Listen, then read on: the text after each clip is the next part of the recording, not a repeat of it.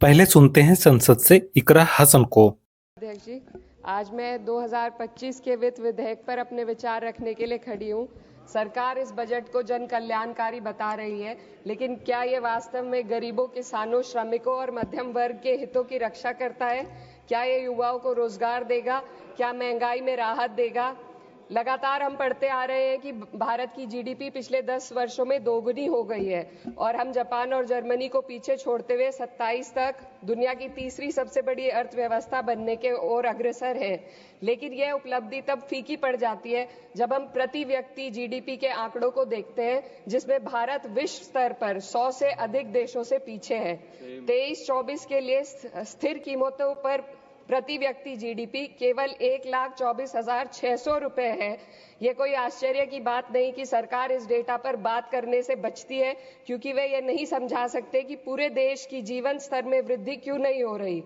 वे ये नहीं बता सकते कि देश में इतनी गहरी आय असमानता क्यों बनी हुई है और आम नागरिकों को आवश्यक सेवाओं तक पहुंचने में इतनी कठिनाइयां क्यों होती हैं। सरकार दावे करती है कि भारत की अर्थव्यवस्था दुनिया में सबसे तेजी से बढ़ रही है, लेकिन इस विकास का लाभ केवल अमीरों को मिल रहा है। आज हमारे देश में शिक्षित युवा नौकरी की तलाश में दर दर भटक रहा है। सरकारी नौकरियों में लाखों पद खाली पड़े हैं, लेकिन भर्ती नहीं हो रही। निजी क्षेत्र में भी नौकरियों की संख्या घटती जा रही है।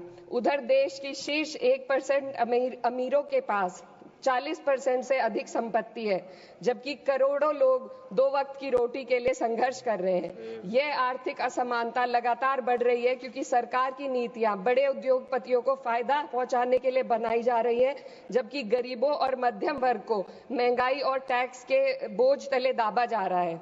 जब यह सरकार सत्ता में आई थी तब $1 लगभग 60 रुपए के बराबर था और आज 83 तक पहुंच गया है। Sir 2 minute. रुपए की इस गिरावट का सीधा असर आम जनता पर पड़ता है। इस सरकार की मौजूदा वित्तीय नीतियां पूरी तरीके से अमीरों के पक्ष में झुकी हुई है।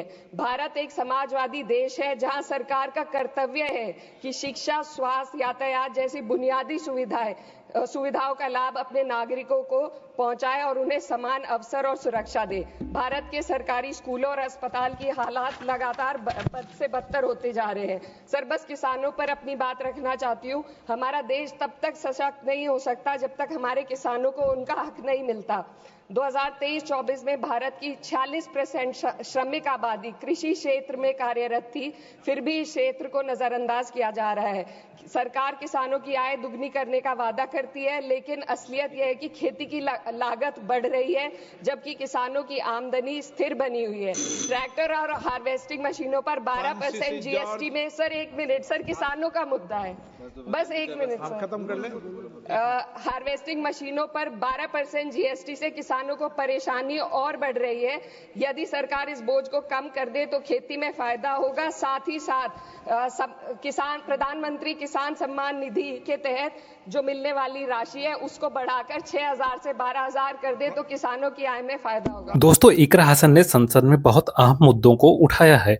उन्होंने जीडीपी से लेकर प्रति व्यक्ति आय तक सरकार से सवाल पूछा है। दोस्तों, वीडियो अच्छा लगा हो वीडियो को लाइक करें और चैनल को सब्सक्राइब करें।